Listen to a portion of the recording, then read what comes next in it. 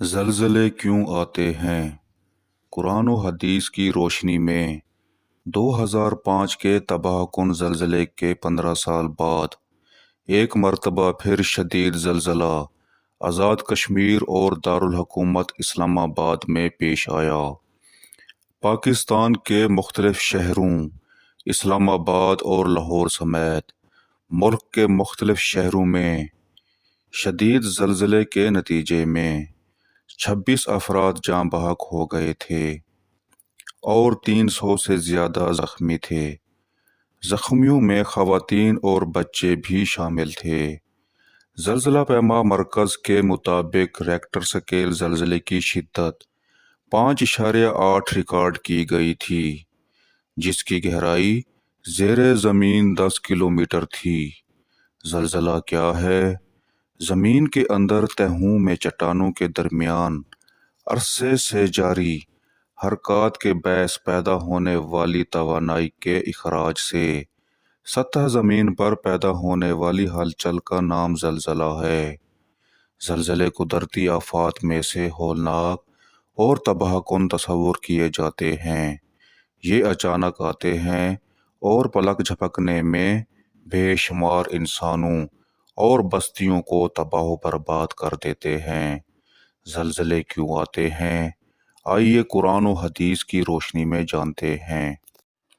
اللہ تعالیٰ کی طرف سے عذاب الہی مختلف قوموں پر مختلف شکلوں میں ظاہر ہوتا ہے، جس میں زلزلے، طوفان، سیلاب، قحط و خشک سالی کے علاوہ دیگر زمینی اور آسمانی آفات و بلیات شامل ہیں، جس کا بنیادی سبب اللہ تعالیٰ اور اس کے رسولوں اور نبیوں کی نافرمانی اور ان قوموں کی اپنی بدعمالیوں کو قرار دیا گیا ہے، جس کا ذکر قرآن کریم میں مختلف صورتوں اور آیات میں آتا ہے، جن میں سے چند آیات پیش کی جا رہی ہیں۔ سورہ روم میں ارشاد خداوندی ہے: ظہر الفساد فی البر والبحر بما کسبت ایدی الناس لیذیقہم بعض الذی عملوا لعلہم یرجعون۔ بحر و بر میں فساد ان کے گناہوں کے باعث پھیل گیا جو لوگوں کے ہاتھوں نے کما رکھے ہیں، تاکہ اللہ تعالیٰ انہیں بعض برے اعمال کا مزہ چکھا دے جو انہوں نے کیے ہیں، تاکہ وہ باز آ جائیں۔ اس طرح سورہ عاشورہ میں اللہ تعالیٰ ارشاد فرماتا ہے: وما أصابكم من مصيبة فبما كسبت أيديكم ويعفو عن كثير۔ اور جو مصیبت بھی تم کو پہنچتی ہے تو اس بدعمالیوں کے سبب سے پہنچتی ہے جو تمہارے ہاتھوں نے کمائی ہوئی ہیں، حالانکہ وہ بہت سی کوتاہیوں سے درگزر فرما دیتا ہے۔ زلزلے اور قدرتی آفات محض عذاب الہی ہی نہیں، بلکہ یہ بندوں پر اللہ کی آزمائش کی صورت میں بھی نازل ہوتی ہیں۔ اس لیے اللہ تعالیٰ سے توبہ و استغفار اور بخشش و مغفرت کے ساتھ رجوع کرنا چاہیے۔ اس آزمائش کا ذکر قرآن پاک کی ان آیات سے ہوتا ہے۔ زلزلے قیامت کی نشانی ہیں، اور اللہ رب العزت نے قرآن کریم کی سورۃ الزلزال کی پہلی چند آیات میں قیامت کی بڑی نشانیوں میں سے ایک ہولناک زلزلے کا ذکر کرتے ہوئے ارشاد فرمایا: اذا زلزلت الارض زلزالها واخرجت الارض اثقالها وقال الانسان ما لها۔ جب زمین اپنے سخت بھونچال سے بڑی شدت کے ساتھ تھر تھرائی جائے گی اور زمین اپنے سب بوجھ نکال کر باہر پھینک دے گی، اور انسان حیران و پریشان ہو کر کہے گا اسے کیا ہو گیا ہے۔ مفسرین کرام نے فرمایا ہے کہ ان آیات مقدسہ میں سے ایک ایسے زلزلے کا ذکر کیا گیا ہے جو پوری روئے زمین پر آئے گا اور قیامت برپا کر دے گا۔ اور اس ہیبت ناک زلزلے سے زمین کا کوئی حصہ محفوظ نہیں رہے گا، جس کے نتیجے میں پوری زمین کو ہموار کر دیا جائے گا، مگر اس سے قبل چھوٹے چھوٹے زلزلے آئیں گے جو قیامت کی نشانیوں میں سے ہوں گے اور جو کثرت سے نمودار ہوں گے۔ امام بخاری رحمۃ اللہ علیہ نے اپنی کتاب الصحیح البخاری میں حضرت ابو ہریرہ رضی اللہ تعالی عنہ سے ایک روایات نقل کی ہے، جس میں رسول اللہ صلی اللہ علیہ وآلہ وسلم نے ارشاد فرمایا، قیامت اس وقت تک نہیں آئے گی جب تک علم کو اٹھا نہیں لیا جائے گا۔ اس وقت کثرت سے زلزلے آئیں گے، ایک زمانہ دوسرے سے قریب تر ہوگا، فتنہ اور فساد ظاہر ہوگا، یہاں تک کہ مال و دولت کی فراوانی اس طرح ہوگی جیسے ابل پڑے گی۔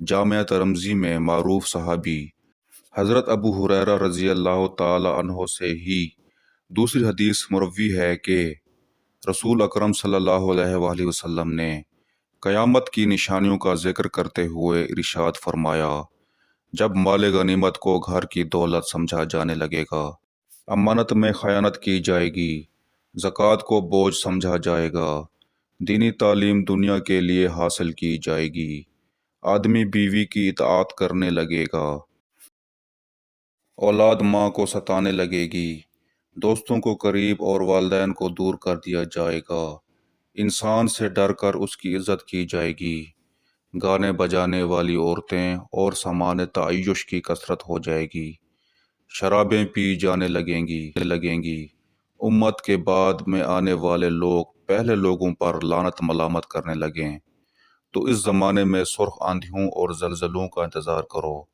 اور زمین میں دھنس جانے اور صورتیں مسخ جانے اور آسمان سے پتھر برسنے کے منتظر رہو، اور دیگر آفات و بلیات کی نشانیوں کا انتظار کرو، جو اس طرح ظاہر ہوں گی جیسے کسی لڑی کا دھاگا ٹوٹ جائے اور لگاتار اس کے دانے گرتے رہتے ہیں۔ صحابی رسول سیدنا انس بن مالک رضی اللہ تعالی عنہ نے ایک مرتبہ صدیقہ کائنات ام المومنین حضرت عائشہ رضی اللہ تعالی عنہ سے دریافت کیا، زلزلہ کیوں آتا ہے؟ ام المومنین نے فرمایا، جب لوگ زنا کو حلال کر لیں، شراب پینے لگیں اور گانے بجانے کے مشغلے کو اپنا لیں، تو پھر اللہ کی غیرت جوش میں آتی ہے اور زمین کو حکم ہوتا ہے کہ زلزلہ پیدا کر دے۔ اگر اس علاقے کے لوگ توبہ و استغفار کر لیں اور اپنی بدعمالیوں سے باز آ جائیں تو ان کے حق میں بہتر ہے، ورنہ ان کے لیے ہلاکت ہے۔ حضرت عبداللہ بن مسعود کے زمانے میں ایک دفعہ کوفہ میں زلزلہ آیا تو انہوں نے اعلان عام کیا کہ اے لوگو، یقیناً تمہارا رب تم سے ناراض ہو گیا ہے، اگر اس کی رضامندی چاہتے ہو تو فوراً اس کی طرف رجوع کرو اور اجتماعی توبہ کرو۔ اب بات کرتے ہیں ترکی میں آنے والے حالیہ زلزلے کی۔ کیا اس زلزلے کی اطلاعات پہلے سے دی گئی تھیں؟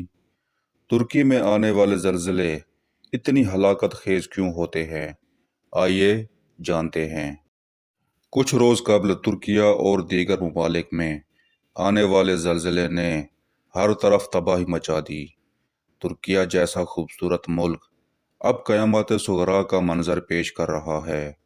ہزاروں جانوں کو موت کے گھاٹ اتارنے والے اس تباہ کن زلزلے نے کئی سوالات بھی اٹھائے۔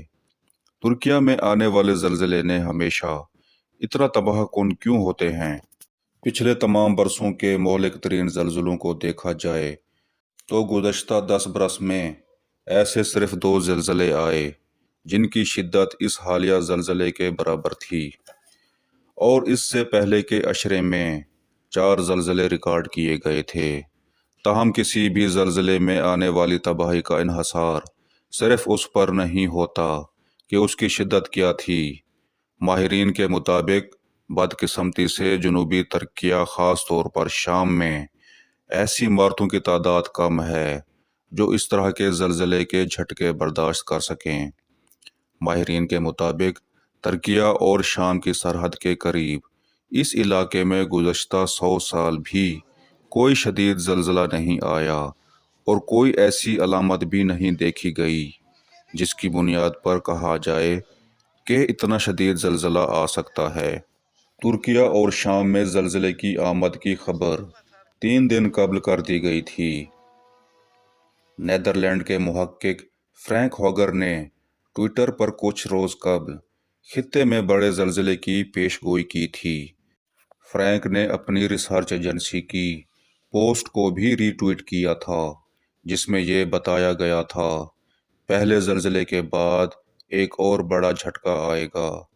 ان کی یہ پیش گوئی بھی درست ثابت ہوئی۔ ہمیں بحیثیت مسلمان اللہ تعالیٰ کی طرف رجوع اور اجتماعی توبہ کے ساتھ ساتھ آفت زدہ علاقوں میں بلا تفریق و مذہب و ملت ان بے یار و مددگار لوگوں کی مدد کرنی چاہیے۔ اللہ تعالیٰ ہمارا حامی و ناصر ہو۔